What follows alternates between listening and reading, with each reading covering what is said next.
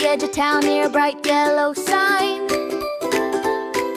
lived a little school bus with a shaky engine line. It was the first day of school, oh what a rule, but the tiny bus whispered, I'm scared of school. Mendoza.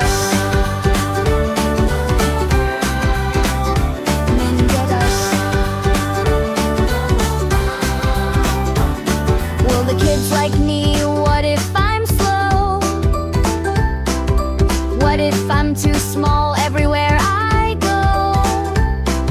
He wiggled his wheels, feeling shy and tight, wishing he could hide instead of shine so bright. Mendoza. Children arrive, the giggles and cheer. They patted the bus, saying, we're happy you're here. A girl whispers softly, don't be scared today, we'll help you drive brave all along the way.